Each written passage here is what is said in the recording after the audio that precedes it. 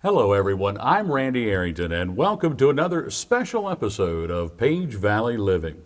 As we continue our 3-week dive here into local politics. Last week we featured the race for the District 5 seat on the Page County School Board. You can find that video on our website at pagevalleynews.com and on our YouTube channel. This week we'll be featuring the race for the District 1 seat on the Page County Board of Supervisors, and next week we'll feature the race for chairman of the Board of Supervisors. During these candidate forums, we'll be putting candidates in these contested races side by side to share their views and discuss the local issues that are important to each race. We are recording all 3 of our forums here at the Stanley Fire Hall, and we would like to take this opportunity to thank all of our volunteers at the Stanley Fire Department for providing this facility. Tonight we focus, as we said, on the District 1 race for the Board of Supervisors, and with us this evening are Michael Montgomery and Keith Guzy. And we are filming tonight's forum on Tuesday, September the 16th, and we'll be airing it on Wednesday, September the 17th. We'll be asking questions of the candidates in 2 different segments. The first being basic questions, like the ones we posed at our Q&As back in August for the candidates, and you can still find those on our website under the County News category. The second segment will feature more specific questions on specific issues facing Page County. So sit back and enjoy the second of our 3 candidate forums, which will get underway in just a moment after a word from our sponsor. Hawksbill Assisted Living in Luray is now accepting new admissions. Hawksbill Assisted Living, powered by Valley Care Management, offers quality care at affordable rates, professionally trained staff, and veterans aid and attendance. Come visit Hawksbill Assisted Living, located near the beautiful Hawksbill Greenway in Luray. Call for a tour today or learn more at valleycaremanagement.com. Welcome back, everyone, to our second of 3 candidate forums. And we should note that we are considering doing a 4th forum that may come later in October. We already have a few shows scheduled. That will focus on the 2 write-in candidates in the District 1 school board seat. We had not originally planned for that, but we've had some requests for it. And now that there are 2 candidates in that race, we're probably going to bring that to you in October. We're making plans for that now. Look out for details for that coming up in the coming weeks. But tonight, as we said, we're focusing on the race for District 1 seat on the Page County Board of Supervisors. And as mentioned earlier, with us is Keith Guzy and Michael Montgomery. And I'm sorry, Michael Montgomery and Keith Guzy. I'm sorry, I was a little confused because I was looking at my notes, and I do want to take a moment here to pause and let the audience know that there is a 3rd person in the race, the Republican candidate of Jeremy Baldwin. Mr. Baldwin was given several opportunities to respond to tonight's forum. We sent several emails and calls and let him know several weeks in advance of the time, date, and place that this was going to take place. And he let me know on the phone earlier today that he had a business obligation this evening and could not be here. I kind of pleaded with him and even begged him a little bit to come and make sure that he showed up for tonight's forum, but he was undecided when we hung up the phone, and obviously he is not here tonight. So that was a little bit of the reason why I got confused a little earlier with these guys trying to read my notes. But I just wanted you, the listening audience there, to know that Mr. Baldwin was given fair notice and fair invitation to participate in this candidate forum, and he has chosen not to be here tonight. So you can do with that what you will. I do want to go over what we're doing here tonight as far as the structure, but I do want to, before we get started with that, I want to thank each of you gentlemen for tonight for participating in this process to inform the voters. Now, each candidate is going to be given 2 minutes to answer each question. Rebuttals are allowed, and they will have 1 minute each for a rebuttal if they want to respond to something that the other candidate has said. The candidates, however, did not receive these questions in advance. They do not know what is going to be asked tonight. So, as stated earlier, here's the first segment. We're going to start off with some basic questions for this evening. So now we'll begin as we ask each candidate to give us basically an opening statement. We can allow them each to tell you who they are and why they are running for public office. And we're going to be going back and forth tonight and rotating the order. And we're going to start this one with Mr. Guzy. Absolutely, thank you. So excited to be here tonight and excited to talk a little bit about with our citizens that are viewing this about why we are choosing to run for Board of Supervisor. In my case, this will be my 4th term. So I chose 12 years ago to run as the Board of Supervisor because as working in Northern Virginia and coming back, I was seeing that Page County was certainly in some trouble. They had a lot going on with taxes seemed to be very high. It seemed like the Board of Supervisors weren't asking a lot of questions. We also thought that departments were running over. There wasn't a lot of structure as far as I was concerned. So I started with the economic development and got involved there. We did some good things with the enterprise zone. And then I went ahead and ran for Board of Supervisor. So same thing that was 12 years ago. I enjoy, living in Page County. I grew up in Page County. My wife and kids are in Page County, and I think Page County needs to be a better place for my kids. So the point of the whole thing was to start putting people in check, asking the hard questions, so that we would eventually have a better control of the budget, better control of the citizens' taxes. And if you do that and you continue to try to progress and make a good place to live, good school systems, good economy, it benefits everybody. And certainly we have a very diverse, from young to old, and we have our issues like other counties, but we have to try to maintain some course of fairness and some kind of course of when it comes to taxes and stuff like that. We can't continue to just throw money at problems. So that's why I got involved 12 years ago, and I'm not done yet. I think I have more to give, and I certainly, when I'm at the fair, when I'm at Walmart, when I'm at the co-op, and I have many, many people come up to me and say, thank you for asking those questions. So I'm not done asking the hard questions. I'm not done trying to make sure that departments do the right thing, and with that, that's why I'm running again. Mr. Montgomery, tell us a little bit about yourself and why you're running.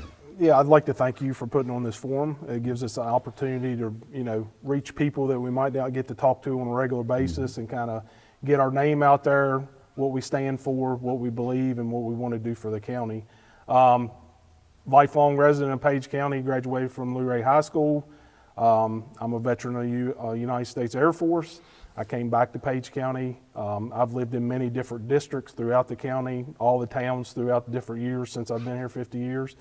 I just sit back and I look, and it's not just local politics, national, statewide politics, and you kind of see what's going on. And if you don't agree with it, my reason for running is there's some things that have gone on, some decisions that have been made that I thought, hey, instead of sitting here and griping about it, sitting on the couch, watching it, reading the news, get out here and do something about it. I think that I have something to offer, my years of experience in leadership, what I've done over the years, every job I've ever had, I've become a leader in that industry or in the Air Force, whether it's the Park Service or my current employer. So I think I have a lot to offer decision-making wise. I'm one that will sit back and, hear all opinions. I'll take in all the information, make the best decision based off of that. I don't come with any preconceived notions about how I'm going to, vote one way or another. I want to get all the information, anything we can do to improve the county as a whole, not just for the kids or the elderly, but everybody. The single mother whose husband is not there in the picture, helping her out, getting better housing for her, helping her kids out and getting, education and all the resources that the county can provide. Very well, very good. Going on to our second question here. Now we're going to ask each candidate to talk about their qualifications for the office and why they are the best candidate to take this position. And we're going to start this one with Mr. Montgomery. Well, qualification-wise, although I haven't been in the position that Mr. Guzy's been in for the past few years, I think my experience in leadership, the way I've learned to lead people and organizations through processes, decision-making, difficult conversations, I really take everybody into account when I'm doing that. From whoever's the lowest level person to the highest level, I try to make decisions that are best for everybody.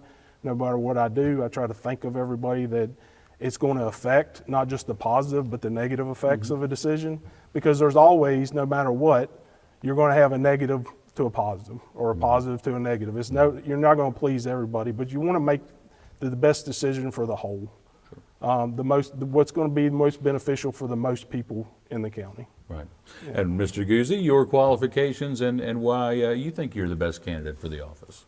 Absolutely. I think knowing Page County, growing up in Page County, having children and a wife in Page County, you get to see the school system, you get to see the environment, you get to see the county. But my wife and I, we after graduating high school, she went to JMU, went to Bridgewater, came back ready to go join the workforce. And I interviewed at Luray High School and to be a teacher, and thought my degree in physical education would be great, and realized that teachers don't, even though both my parents were teachers, lifelong parent teachers, they don't make a lot of money. And so went to Northern Virginia, got involved in business and sales. I've had budgets, very, very large budgets, nationwide responsibilities, so teams of people, and I get to see what decisions that impact a lot of people, the decisions to save money, decisions to move money, decisions on how we should run things. And so certainly the last 20-some years of being in business, thank goodness I'm able to work from Page County, work from home now. COVID had one thing good, but either flying out or being in Page County, I think my eye for looking at the budget and looking at how we expend it, asking tough questions of department heads, the stuff that you would normally take for granted. I think I bring a lot of experience with that, and so I think we need more people like that. I think that's important. I think even when we talk with the school board, they have to make the same kind of decisions. Both have multi-million-dollar budgets, which at the end of the day is the taxpayers' money. Right. And we can't be irresponsible with somebody else's money. And we have to provide the best services with the amount of money that's given. It's not rocket sciences, but certainly it's important. It's very important. And if you don't ask the right questions, if you don't try to protect the farmers, if you don't try to protect the businessmen, if you don't understand how it works, there's a lot of risk or adversity, a lot of damage you can do, and that is not what we want. We want to make sure that we're doing something positive for our county without an agenda, without trying to self-gain, but really try to provide for our citizens. And I think I have that. Very well, very well. Okay, we'll go on to our third question here. What do you think are some of Page County's strengths, and how would you maintain or improve those strengths? And we're going to bounce back and let Mr. Guzy start this one. Absolutely. When I worked in Northern Virginia, and everybody says, why would you drive an hour and a half one way? And it was easy to tell them, I'm already on the weekends where you want to be. Mm-hmm. And so if you enjoy the lifestyle of the hunting and the fishing and the walking and your kids being able to go outside, Page County is where you want to be. Mm-hmm. And I think that's the most beautiful part of our county, and we don't want to disturb that, right? And that's how we've always been. Right. We have tourists that come to our area because they love it just as much as we do. We have some businesses. We have people on Main Street. It's kind of a mix and a blend of a lot of different things in Page County. A lot of diversity. We have the park, which is phenomenal. We have the Shenandoah River. And so I think that is the biggest assets of Page County. We became the cabin capital of the state. So right. There's a lot you can do. Front Row brags that they're the canoe capital, yet they run their canoes through our county. So I think we have a lot of stuff to give. Our natural resources is our number one thing. And I think our number one thing is the people and the natural resources, and I don't want to do anything to disturb those. And I think anybody in this position should try to protect those, try to make sure that our citizens get the most bang for the buck and the use of those resources, and that's where we have to be careful. I think we've had some issues with solar trying to come and some other things that we had to be adamant. We had to put our foot down. Otherwise, we wouldn't have protected those things. Well, Mr. Montgomery, what do you think are some of Page County's strengths, and how would you maintain or improve those? I would say a lot of what Mr. Guzy said is true, and I think it's the sense of community, how we come together. Mm-hmm. I think of the fires that we had here the last year, stuff like that, the way we band together. We don't always agree on everything, whether you're from Luray or Stanley or Shenandoah or whatever. You go to Page or you go to Luray, there's always that banner and rivalry that goes on there. Right. But when push comes to shove, everybody comes together as a community. We really, help each other out, help our neighbor out. People we don't know, we help out, right. Just because it's the right thing to do. And I think right. That's a big strength of our county. The natural resources we have, that's our major tourism. That's one of the reasons our tourism is so good is the, Shenandoah National Park, the river, just being in the valley, getting away from the rat race. That people come here from DC or other states, Tidewater area, no matter where, they come here because of the natural beauty of our county. You know, when I left and went in the Air Force, I always was in a hurry to get home, you know, because I missed that. You know, I lived on the eastern part of North Carolina for 4 years, so seeing the mountains, it was always brought a smile to my face when I came home, because I knew I was coming back to a place that genuinely cared about myself, cares about the citizens, and wants to, you know, make a better place for everybody to live. Well, I agree with both of you gentlemen. I spent a little time living in eastern North Carolina, and it was way too flat. Yeah, it was way exactly. too flat. Exactly. We're gonna flip the last question around and go the opposite way. What do you think are some of the biggest challenges facing Page County, and how would you address them? And we're going to start this with Mr. Montgomery. You know, when I answered this question with the interview questions you'd sent out before, you know, housing's a big hot topic thing. People not being able to find affordable housing in the county. You know, and it's not you know, there's a lot of houses out there, the $400,000, $500,000, $600,000 properties Right. and stuff like that, but it's the affordable housing. I'm not talking about the low income housing. I'm talking the stuff in the middle, because a kid starting out straight out of college, coming home, wants to live in the area again, they can't afford that type of housing. We need to work with developers or builders to really get that type of housing back here so people can live here and not move away. You know, we want to keep our citizens here. We don't want them moving to Harrisonburg or Winchester or other places where they might be just renting a place. I'd rather have somebody buying a place in Page County, you know, maintaining our people here and our character of the county.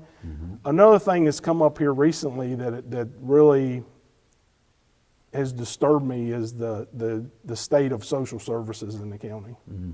You know, there was an incident in Luray here a couple weeks back where there's some children in a house that had, you know, 40 some cats in it.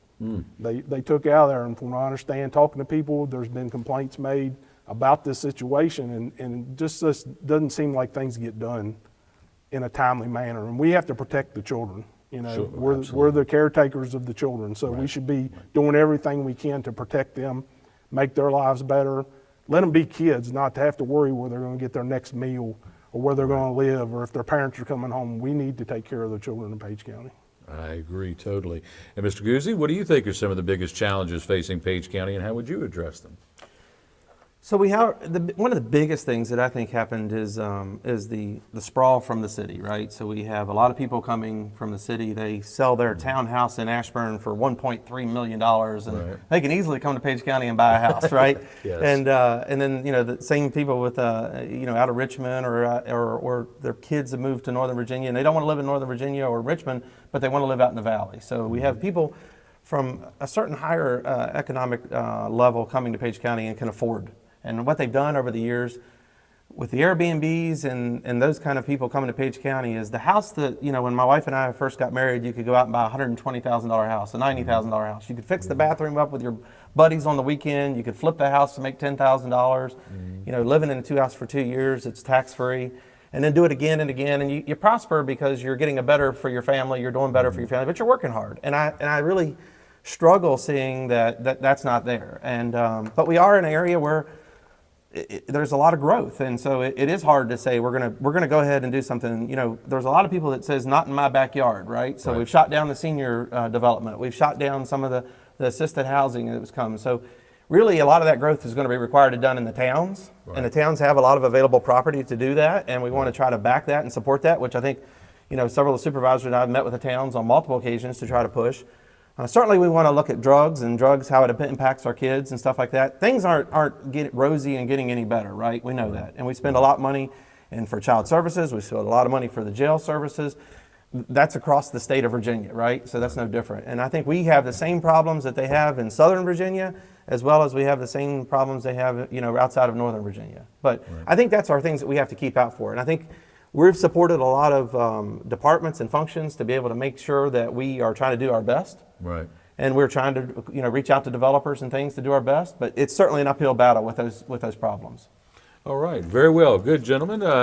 Well, we've thrown them a few softballs here in the first segment, and we're going to go right into our second segment here in just a moment. But first, we're going to take another break and hear another word from our sponsor. Whispering Pines Assisted Living is now accepting new admissions. Quality care at affordable rates, professionally trained staff, memory support, and short-term respite stays are all offered by Whispering Pines Assisted Living, powered by Valley Care Management, where home and heart meet. Call for a tour today on Leakesville Road in Luray or learn more at valleycaremanagement.com. Welcome back once again to the Stanley Fire Hall, everybody. I'm Randy Arrington with Keith Guzy and Michael Montgomery in the race for the District 1 seat on the Page County Board of Supervisors. We're going to get right into the second segment, as we promised, has some more detailed questions. And this first question here is going to go to Mr. Guzy first. The Page County Economic Development Authority, or the EDA, has put up 59 plus acres of county-owned land for sale on Goodrich Road. Should the Board of Supervisors be consulted on the use of that land or its sale? And do you see a specific use that land could be used for that could benefit the county? Absolutely, absolutely. Let me take a few seconds at the beginning, and maybe this was just so the citizens know how we acquired that land, and then I can answer the question. Sure. So in 2008, and prior to the Board of Supervisors that anything that I were on, they purchased that land. Mm-hmm. They negotiated a deal, thought they were going to try to start an enterprise or commercial area, right. And they paid a lot of money. They actually An put industrial park, and they actually put an offer for 200 acres plus. And then after things were going, they realized that it was going to be more money than they thought, and they didn't have the finances. They kind of almost reneged on it, and they had to park that land somewhere. So they negotiated. Obviously, lawyers got involved and everything else. And this is all I've heard about, but obviously it was before my time. And I believe this is where FiberWatt wanted to locate it one time. FiberWatt, a data center, multiple businesses. So thought it was going to be a good project. They even called it Project Clover, like a code word. Right. And so when all was said and done and the lawyers got involved, they said, we'll just buy 50 acres for $1 million plus, and we'll own that, and we can renege on the contract. And so again, this is way before my time. They took that land and had the 59 acres because they had the original land where they had the senior center and the dog pound that they'd bought many years before. Mm-hmm. Stanley had a well on, and it was kind of a total of a 59 acres. Still marketing it maybe as an industrial park. Mm-hmm.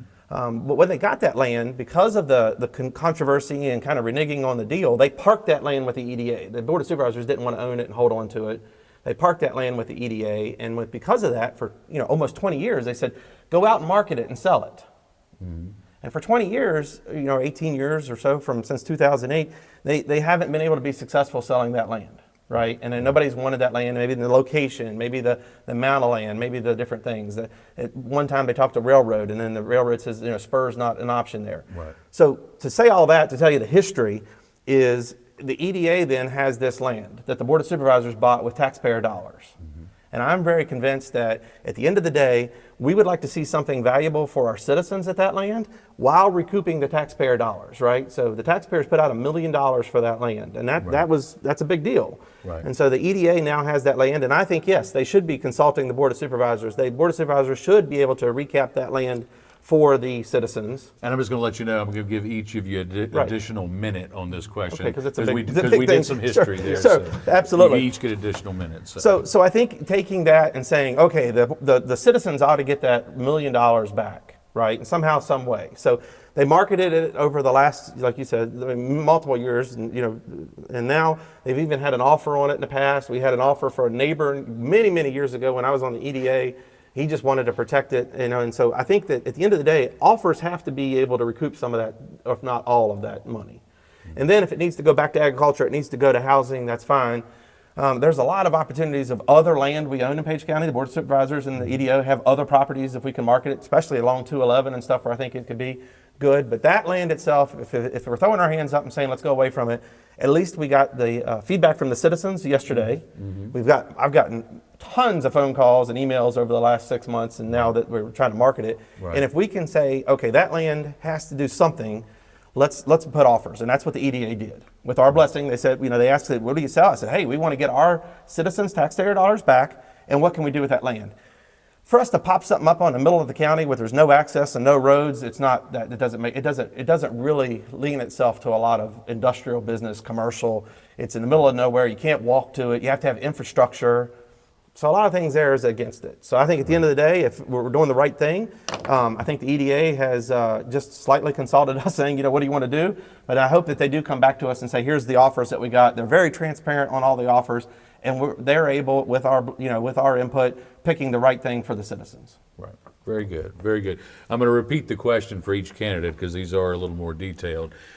Page County EDA put up the 59 acres on Goodrich Road for sale. Should the BOS, which Mr. Guzy has let us know that they were consulted, should they be consulted on the use of the land? And is there anything that you see specifically that the county could use it for to benefit the county? Yeah, I mean, anytime you're making a decision like that, you have to do what's best for the citizens. I mean, you want to get the most bang for their buck. I mean, nobody wants the county to be buying property and then go sell it for a loss. Right. I mean, you're Right. you're wasting their taxpayer money, and Sure. we should be frugal.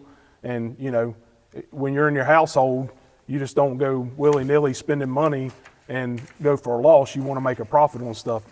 If we're using everybody else's money, it should be the same way. We should always be trying to do that. Right. My understanding from the EDA is that it's kind of in their hands. Yes, they can consult with the Board of Supervisors, but really the board, and that's up for debate whether you agree that's right or that's not right. But that's the way it was given.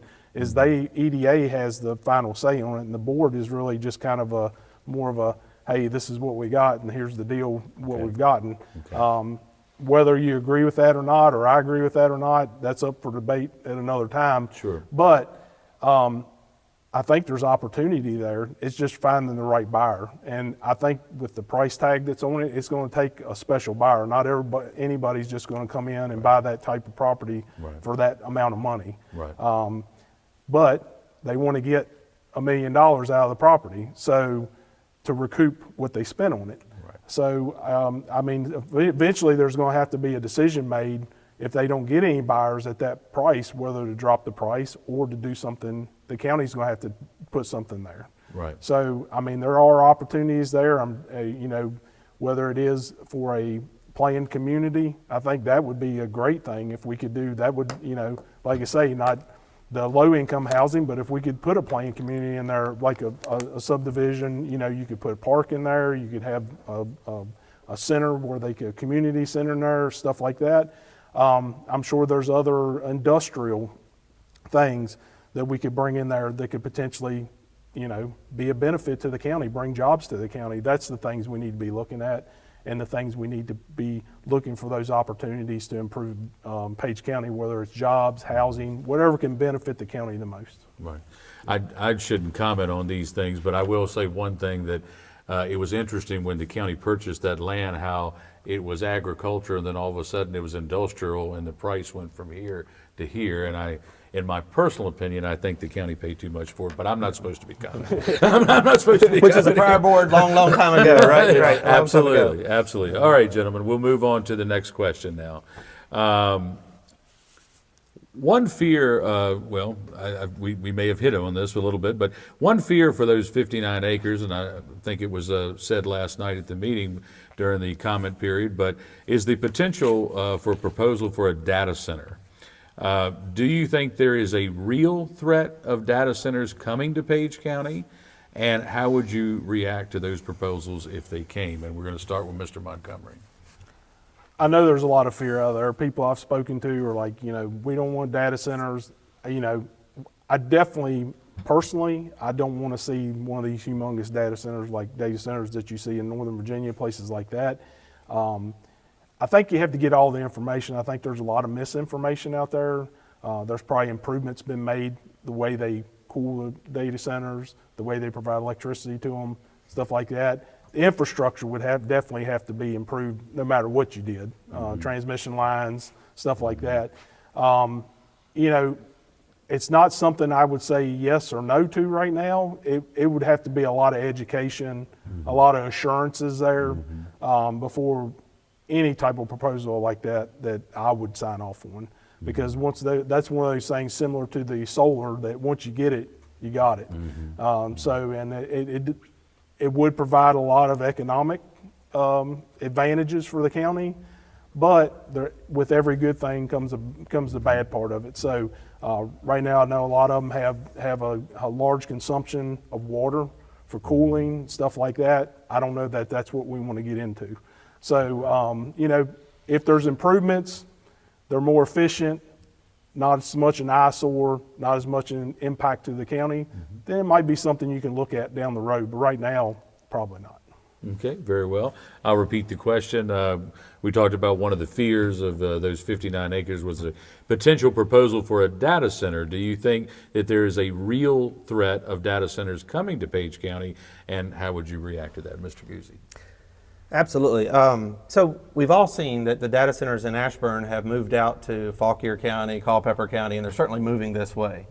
The best thing about it is when we talk about this topic is I was the data center specialist for a Fortune 500 company for many years, and then I moved into more of the telecom arena. But my customers then were the data centers, right? So in Ashburn every day, you know, I met with all those and I know kind of what they play. Data centers consume a lot of energy, right? That's all they do. It's just servers as far as you can see, and that's just computers. And so they produce a lot of heat, and that's all your internet, your bandwidth goes through those devices. So at the end of the day, we're not talking about 1, 2, now these data centers are 5, 10, 50, 100 megawatts. Put that in perspective, that's 80,000 houses. We don't have 80,000 people in Page County. So you're not gonna, you have to have the high lines, you have to have the infrastructure to be able to provide that kind of power. And when you create that much heat and that much power, you got to cool it. So the water consumption is through the roof, right? That's the only way they can. They don't need to heat a data center. You have to cool a data center. Right. So with the generators outside, because you have to have redundant power, you have to have alternative power, you have to have multiple fiber and transmission lines.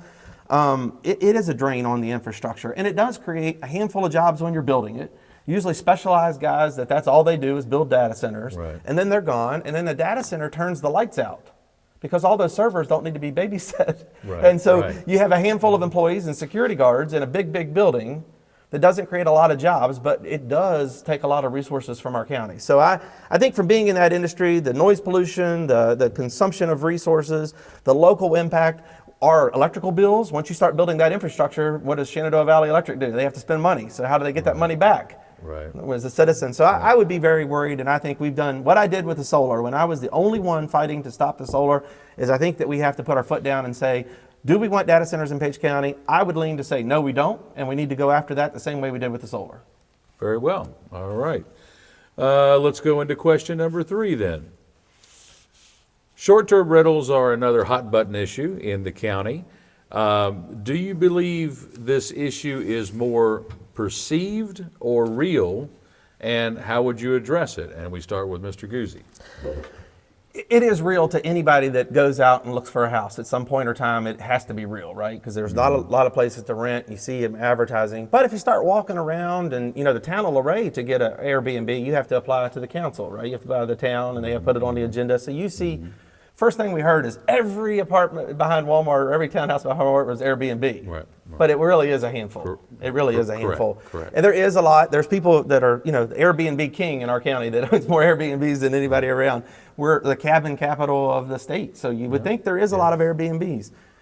Because of that, we've been able to have the tourists pay taxes, and that has been phenomenal. That was one of the biggest things that I think I got behind is that our citizens were able to have these people come to our area as tourists, and the tourists are paying now a TOT, a tourism tax, and it's been taking a burden off of our citizens. There's $4 million in our budget that comes from that TOT Airbnb, and I think that's huge in the fact that it is a problem, absolutely a problem with the resources, because if every one of those Airbnb people, anytime they go out on the Shenandoah River and have an accident, we have to call it's our services, it's our volunteers, it's our money that has to go. The landfill, anytime they bring trash or leave trash, it's our services. So the fact that they're finally giving back to Page County is huge, because we've been providing a lot of services for those people. So I think we have to balance providing the services to them, getting the reciprocal money for that. And I think it's a good thing. We certainly wouldn't have named ourselves cabin capital of the world, and people wouldn't be buying cabins if it wasn't a good thing. It's been profitable. A lot of people make money off of it. We have cleaning services. We have management companies. People are builders. So I think it's been good. How do you balance that with getting houses that are affordable? And I think that's the biggest thing. As soon as a house hits the market, or a house comes available, or you inherited a house, it becomes an Airbnb. Well, it's not an Airbnb. It was on 3rd Street and it was grandmother's. It would be awesome if it could be a long-term rental. Right. But that's something that we've fought with. We certainly put a lot of rules over the last year in place to make sure that those people have to have fire extinguishers, have egress, the noise ordinance for the neighbors. So I think that's what we have to continue to do, protect our citizens. Okay. Same question, Mr. Montgomery. Short-term rentals are another hot button issue in the county. Do you believe this issue is more perceived or real, and how would you address it? So I know this is a hot topic for people, a hot button issue. Most people are either for it or against it. You don't see a lot of middle ground, at least the people I talk to. I think it's a great asset to the county. Like you said, it brings a lot of revenue to the county, taxes and stuff like that. But the thing with it is, we don't have the big hotels and stuff like that for places people to stay when they come here. So if we want to have tourism in the county, we got to have places for them to stay, because we don't want them going to Harrisonburg or Winchester and just driving down here for the day. We want them down here spending money, Right. enjoying the resources of the county, bringing not just taxes in, spending their money at restaurants and other attractions in the county, spending money renting canoes, going to the caverns, whatever it is. We want them doing that and staying overnight, reaping the benefits of them staying here and getting the taxes for that. I think there is a balance there that we need to have, besides agriculture, top industry in the county probably. I mean, that's right there. So, that's what's providing the extra money. A lot of the TOT money, people getting, conversation, we need to spend it on the schools, we need to spend it on that. A lot of that's mandated by the state, that the county can only spend it on reinvesting in tourism, reinvesting in that. So I think there's a lot of misconceptions about what you can spend the money on. Right. So I think we could do a little better job of educating the county residents on where that money goes, what it can be used for, because I think a lot of times they think we can just take the money, the Board of Supervisors can just take that money and put it in the general fund and just spend it on anything, when it's not that way. So the towns have a little more leeway on what they can use the money for, but as far as the county, that's kind of a little handcuff there about what they can spend the money on. But I think it's one of those things that, whether you hate them or you love them, they're here. We're not going to get rid of them all, but maybe we can work it better and having a better cooperation between the county and that industry.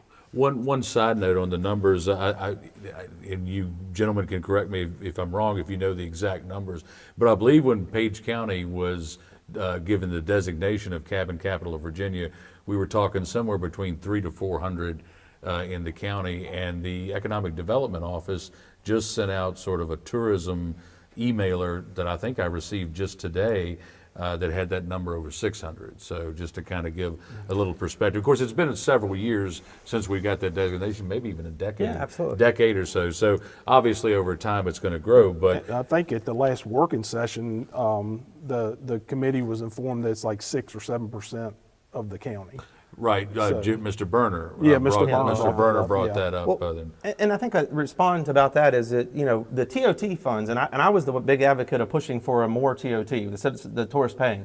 The TOT sum is $4 million that comes into our county, of which 1.2 million goes to the EDA, the Economic Development Department, tourism, the Chamber of Commerce, picking at the post, the triathlon, a lot of those things. Of that, 2.8 million is in our budget. So when we talk about money, there's a significant amount of money that our citizens save, about $600-700 per household of 2.8 million. So you take 2.8 million, that's your teacher raises, that's your deputies' income, that's school buses, that's gas, that's a lot of stuff. So I think that's as a point in case, the TOT has provided a huge relief off of our citizens. 2.8 million is in the general budget, of which 1.2 goes for set-asides and designated by the state that we have to use it for tourism and for those kind of things. So I think that's huge.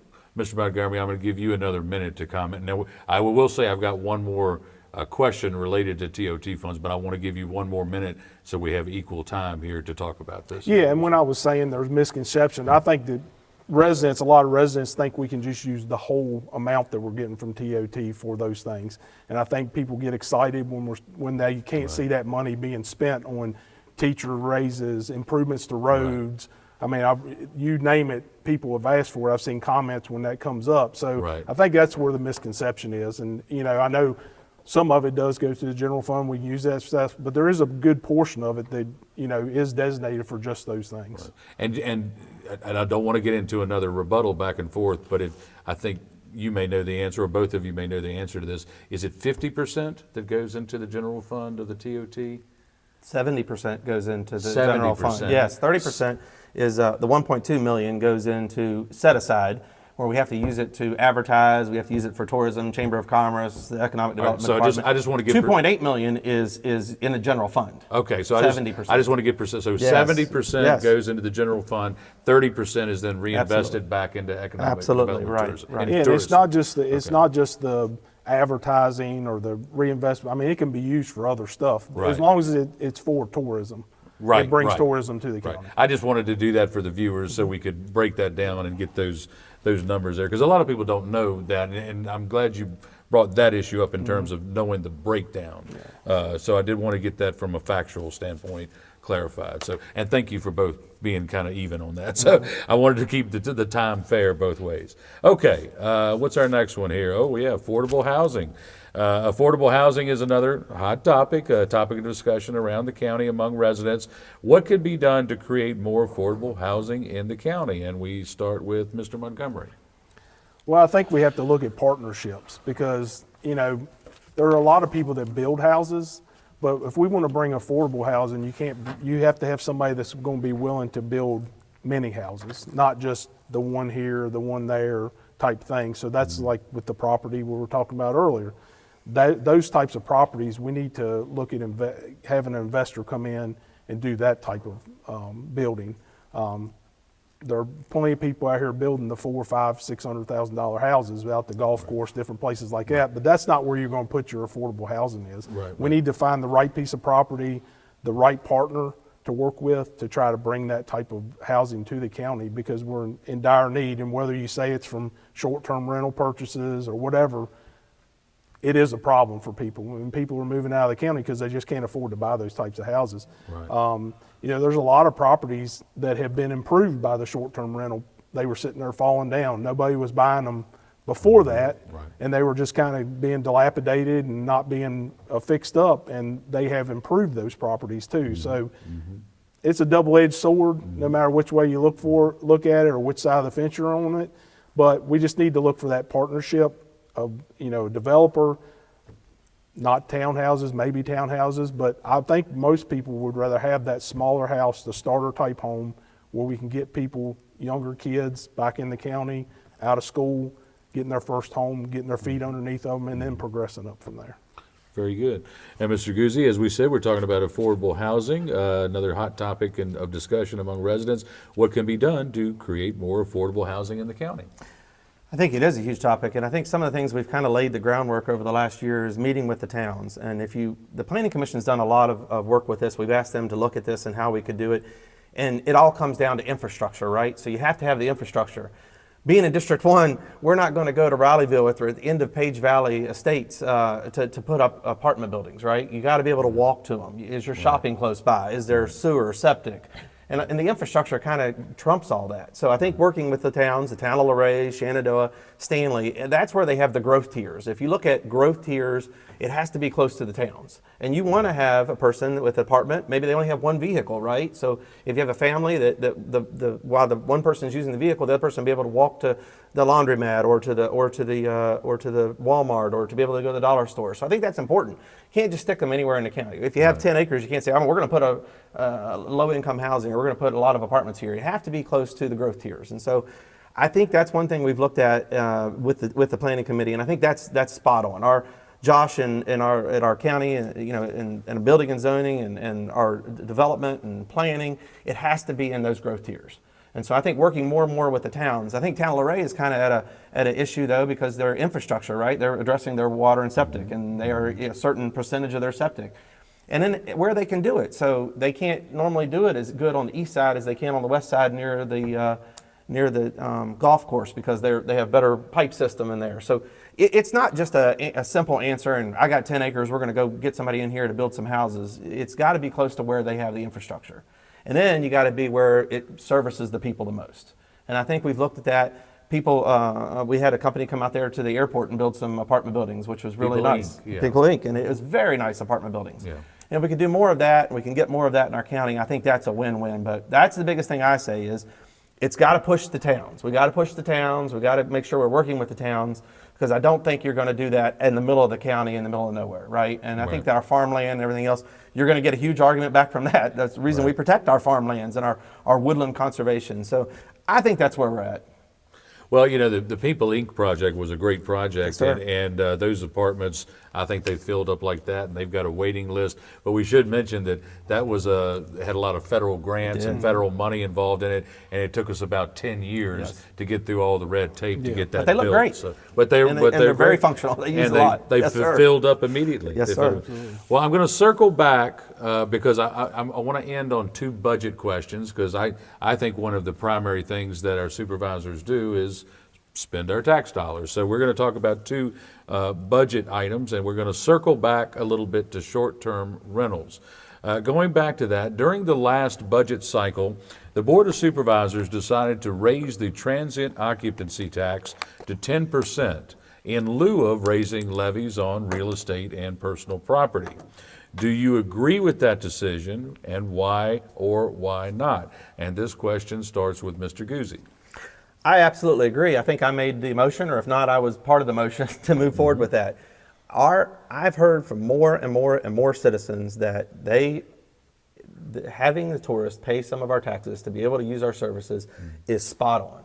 And if you look at other places, and obviously we're not to this size, and I don't think we want to be, but you Gatlinburg and everything else, the school system gets huge benefit from tourism and TOT dollars and tax. And so I think that's where we're at. We have to be careful, though, because we have the Dillon Law in the Commonwealth is we can't create new taxes. We can't say we're going to tax hog farmers because we want to. You got to do it in the parameters that the state government says. And one of those was TOT tot and taxes. And so being able to do it and doing it to be beneficial to our citizens has been phenomenal. And I honestly think, you know, whether people want to run against me or people want to say they don't like it, there's Airbnb people that have approached me and came to our meetings and spoke adamantly about they don't want this. Right.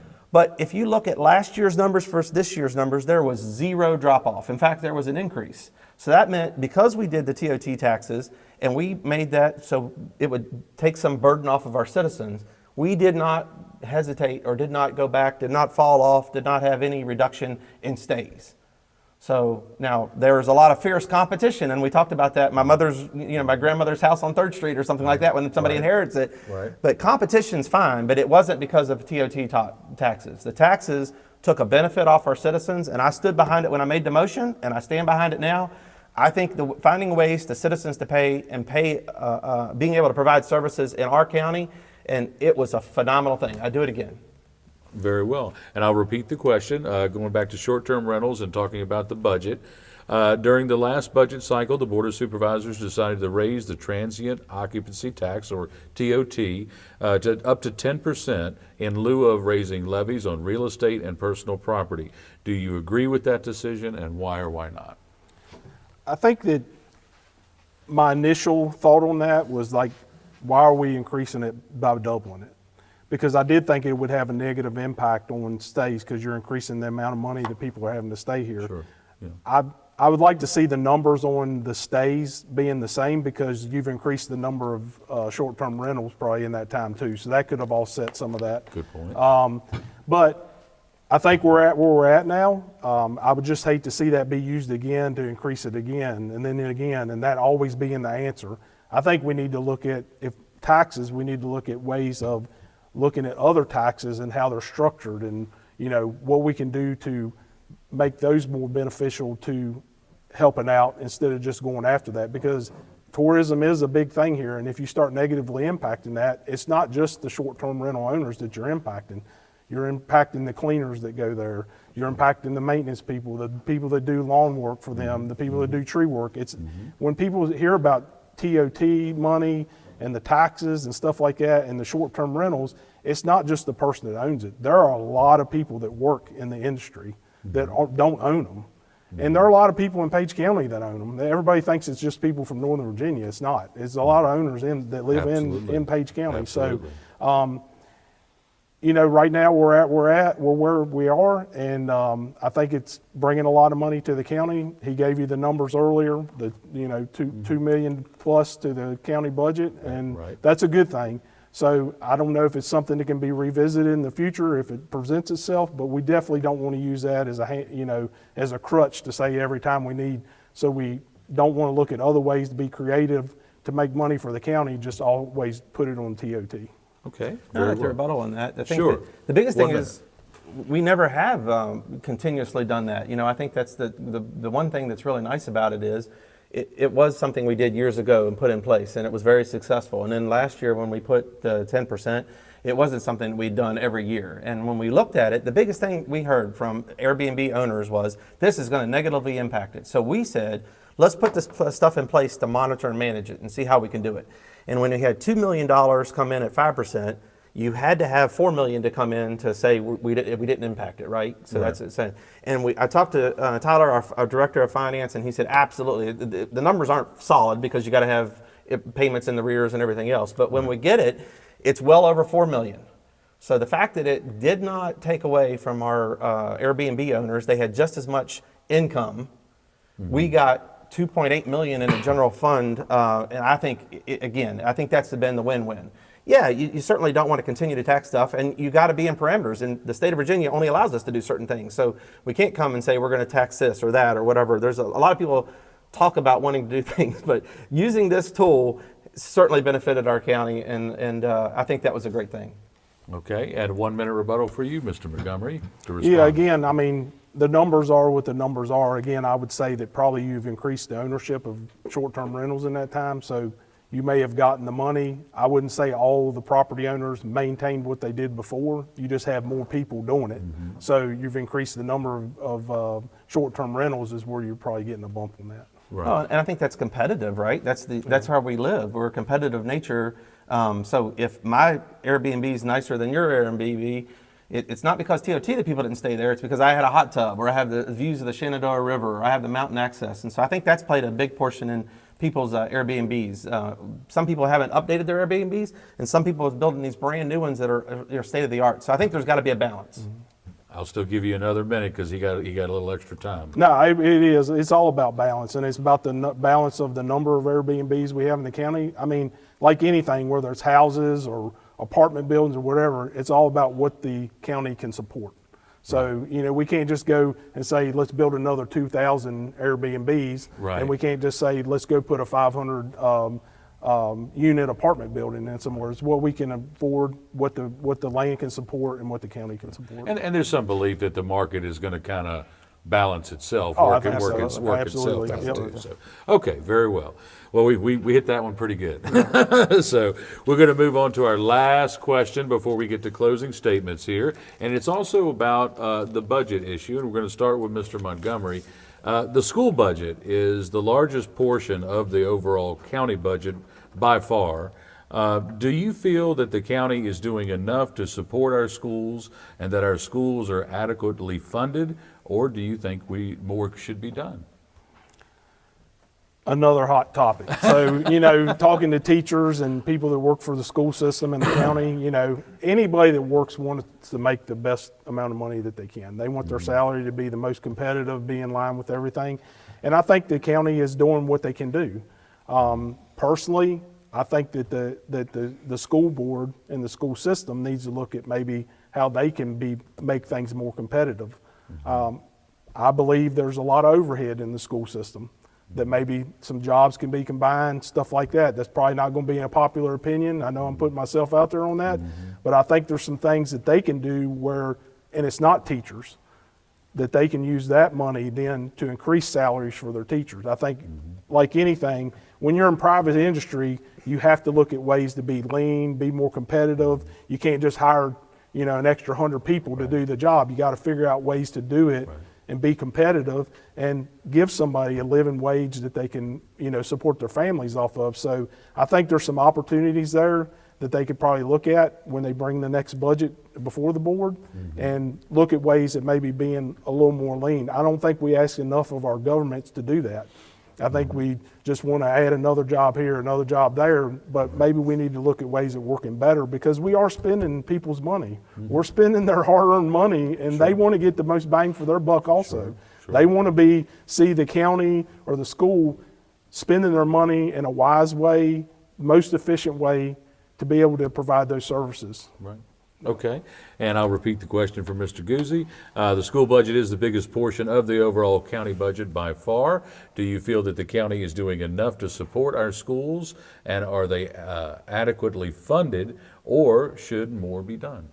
Absolutely. I think we have adequately funded our schools over the years. I think me as a board of supervisors, I went up to the school board office and sat down with administration on multiple occasions and talked to them about the budget.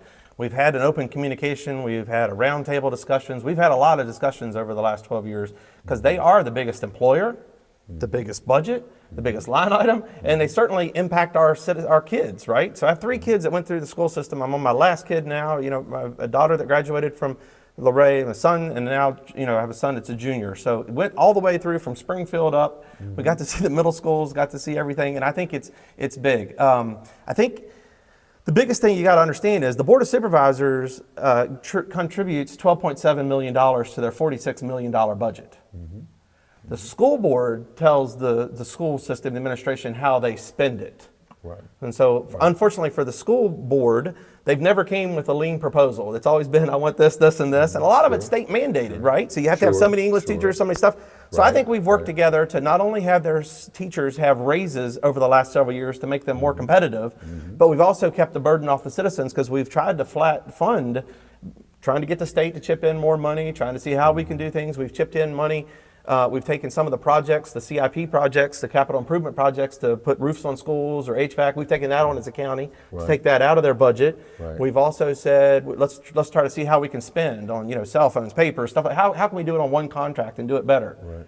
I think the biggest thing is, yes, our teachers are important. Giving them raises and providing a lean a budget is hard for a board of supervisor because we are flat funding them about that 12.7. We haven't done some huge increase, about 4% a year, which is lower than most other businesses have had to raise for taxes and benefits. Their benefits alone have almost doubled of how much it costs to provide benefits to the teachers. So, Mr. Montgomery, it might be best to run for the school board and the fact that they need some good people on the school board to figure out how to do it because at the end of the day, the school board cuts and sets the budget, not the Board of Supervisors for line item and departments and how the schools run.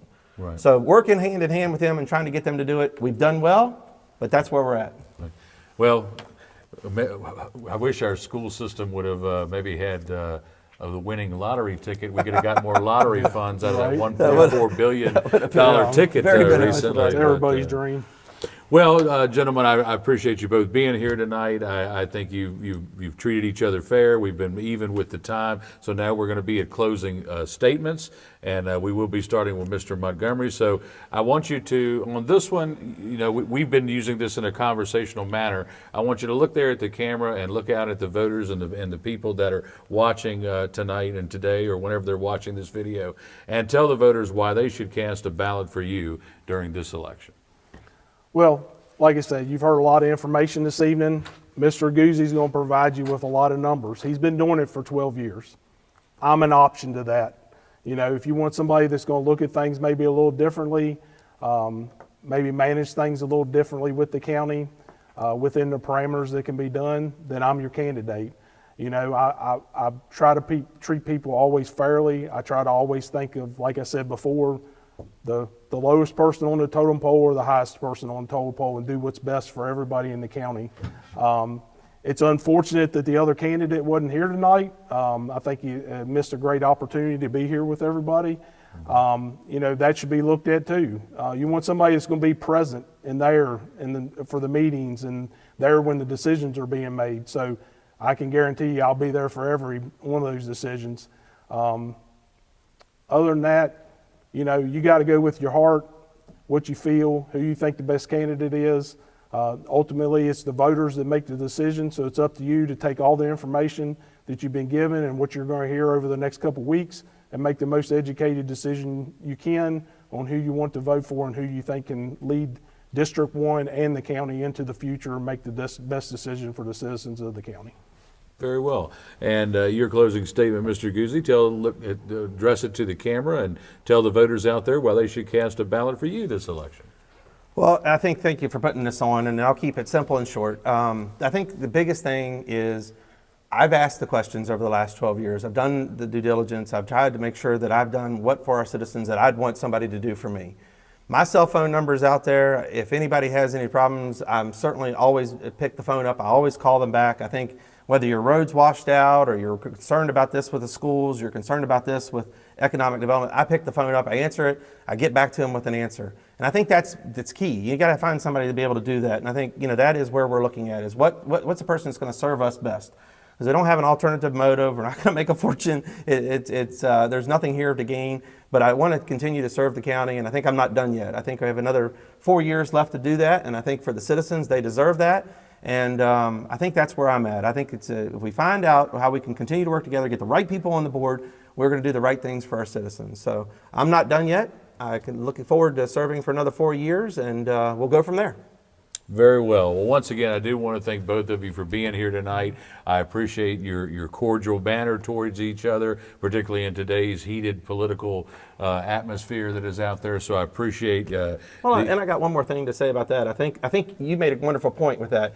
We don't need to. We all see each other at Walmart and everything else. We don't need to be on Facebook attacking each other over something. If we've been doing the right things, whether we've been helping in the school systems or we've been out and about, Facebook is not where we need to attack each other on, because they're friends and family. I think we need to come together as a community and do the right thing. And I look forward to that. Our kids and our wives are on Facebook and see that, so we don't want people to saying stuff. Every now and then you see a board of supervisor, he must be making millions. Well, I'd love to see it, but so it doesn't have place. So I think that run a good campaign, and we'll let the citizens decide. And I'm going to give you another chance to comment on that. I would say the same. We saw a lot of that the last election last year. That's definitely not going to be from my camp. We'll maintain our cool and maintain our composure through this. People are going to say what they want to say. I think the thing is have your convictions about what you want to do, stick to your guns, and may the best man win. Very good, very good.